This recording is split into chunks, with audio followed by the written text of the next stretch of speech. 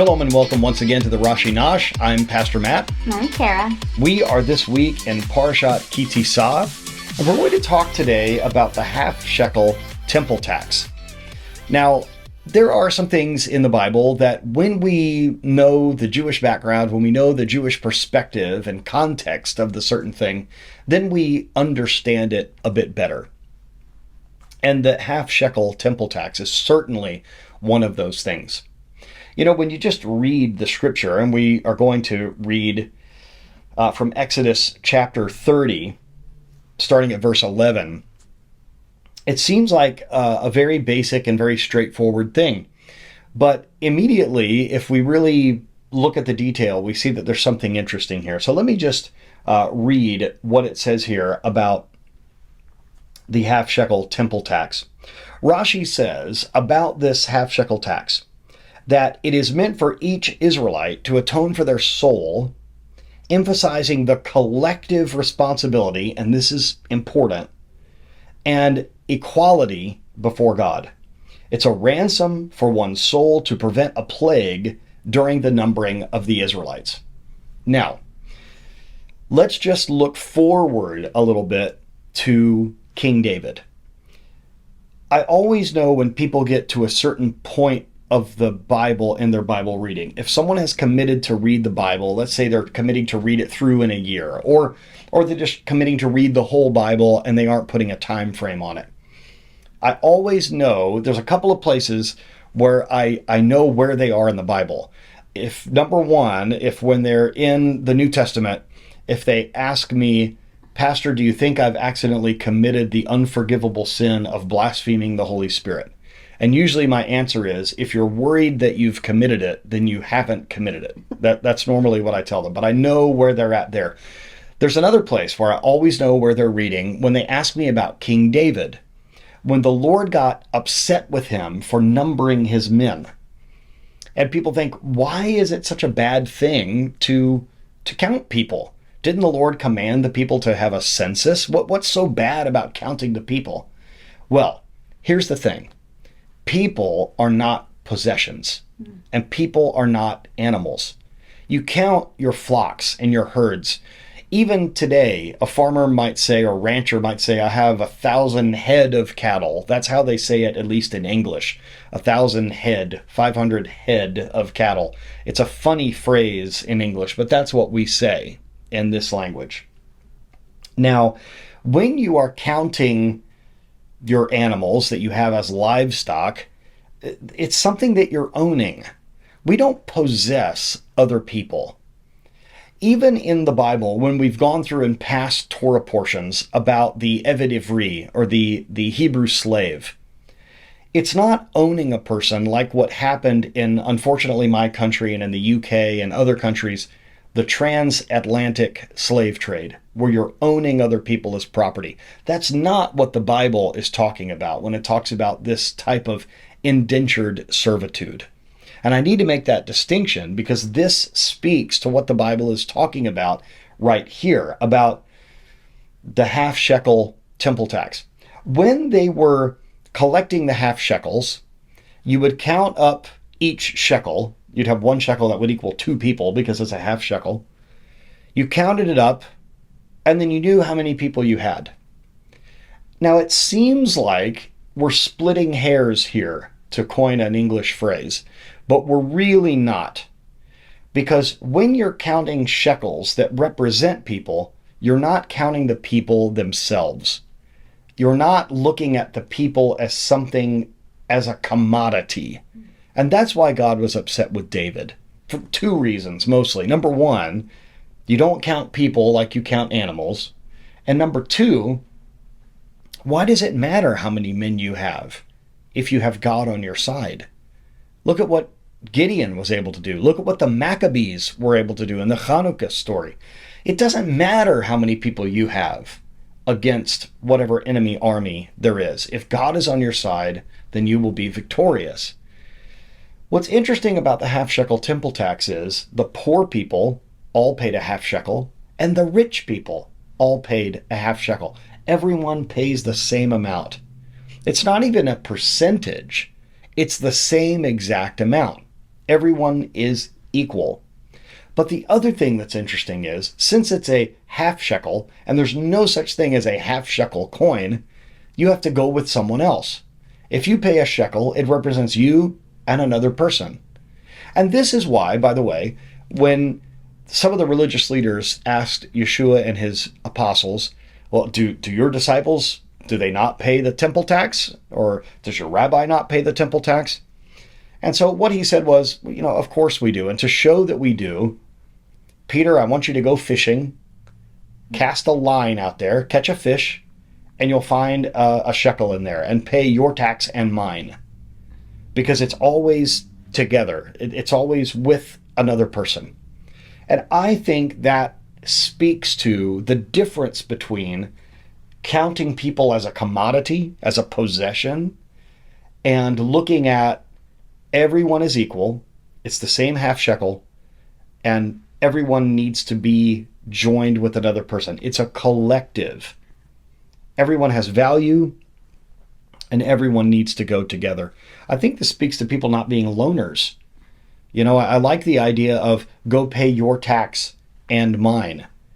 Do you think that, especially with technology in this day and age, do you think it gives us an excuse, or maybe even, I hate to say it, but maybe even technology is training us to become loners? That we have our own little device and we're in our own little world, and these things that are supposed to be connecting us might actually be isolating us. Do you think that we can see that in our lives, especially with young people? Yeah, absolutely. I think if we're not careful, even social media, which is supposed to connect us, it can isolate us. It can put us in a position of us against the world, where it's not something that is truly collective. In fact, it's gotten so false, maybe we could say, or so unrealistic, that there's even a social media network that we know of that's called Be Real.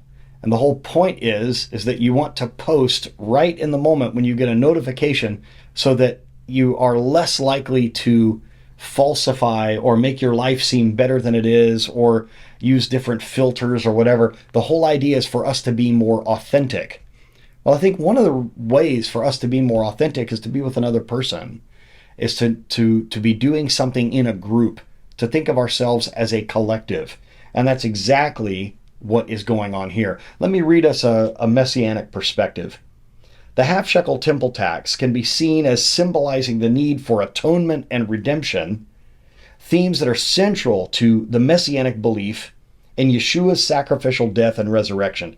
Just as the half shekel served as a ransom for each individual's soul, Yeshua's atonement is viewed as the ultimate ransom for the souls who believe in him, transcending the need for ongoing sacrifices or payments. We know that when the temple returns, there's going to be a version of the sacrificial system that continues. But the ultimate atonement for our sin is taken care of with the laying down of Yeshua's life and him taking it up again at the resurrection. So I like this idea of this has to be collected so that we can count the people, but we're not really counting the people. And I think even in congregations, we can get caught up in this, about maybe having a little pride in how many people that we can count at our services. In fact, there's an old joke when someone asked the pastor, how many did you have in your service this week? And he said, I had between 400 and 500 people. And they said, oh my, that's wonderful. How many did you have? And he said, well, if you want to know the exact number, I had 10. Meaning I had between 400 and 500. This kind of reckoning where we can maybe exaggerate, this is dangerous. When we get caught up in how many numbers we have, it makes us maybe look at people as a commodity. Look at how many people I was able to attract to my service or my concert or my event, or how many followers that I have online. I think if we're not careful, we can even look at people that we look up to online and see how many followers or how many friends they have on social media. And it tends to validate them more in our lives if they have more followers or more friends. This this can become a problem. There's nothing wrong with you being popular or things like that, but it's not what it's all about. It has to be relationships as well. Exactly. And that's what I think you hit it on the head. It's relationship. When I go with another person and pay this temple tax, or when my temple tax, my shekel represents me and another person, it's relationship, it's connection. It's not individualistic. It is literally impossible for you to pay this temple tax to pay it for one person. There's no such thing as a half shekel. You don't cut the coin in half. You're paying for you and someone else. I think that the connection there is, I think, what is really important. You do a Bible study with young people on Wednesday night, and I think you see how lack of connection can make people desperate for connection. Yeah. I think sometimes you even see how kids can maybe even act out or do certain things to try to get attention because they feel isolated and alone. Do you think that, or how do you think that social media and maybe just the modern world and attention span and all this thing plays into kids needing to have a connection and maybe them not finding one? How do you feel like that all plays out? It's very obvious that some kids definitely seem to be able to handle that better than others, for sure. Yeah. I think sometimes we might even have, and maybe we could be talking about ourselves. Maybe when we were younger, maybe we acted out in certain ways to get attention or to try to establish a relationship with someone else. I think it's maybe even try to impress someone, because we long for that human connection. Yeah. And I think sometimes if we're not careful, we feel like, oh, if I have so many friends or so many people that I can identify with, well, then I'm worth something. I'm valuable. And of course, then the corollary is true. If we feel like, well, I don't have very many friends, or I don't have very many people that are around me, you may think, well, I'm not valuable. The beautiful thing about this half shekel temple tax is that everybody is valued the same. It doesn't matter what family you come from.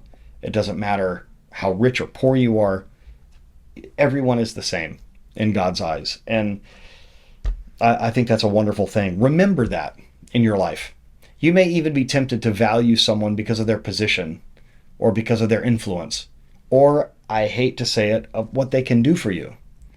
You might be tempted to value someone more because they can get you a promotion at your job, or they can be good for your social status, or something like that. People might be impressed if you spend time with this important person. You've got to be very careful about that. We all have the same inherent value. We're all created in God's image. None of us are any more or any less than anyone else. This week, I'd like you to think about this idea of the half shekel, and to think about connection, to think about relationship, and how we are meant to go through life together. We're not meant to be an island out there all alone. We're meant to do this thing together, this life together. So think about that. Go catch a fish, and with the coin in its mouth, pay your tax and mine. Think about this verse this week. We want to thank you for joining with us once again this week, and we want to let you know that we're continuing to pray for you, and no doubt we will be making some trips globally here. We've talked about coming back to Europe, maybe going back to Africa and some other places. So no matter where you are watching, there's a good chance that we'll make it around to where you are in person, and we'd love to meet you. It's always a blessing to us to meet people in person, face to face, that watch these videos each week. So thank you for your continued dedication to learning. Please subscribe to this channel, and please share this video so that lots of people can be blessed by it. Thank you so much for joining us for Parasha Tisa. We will see you next week on the Rashi Nosh. Shalom.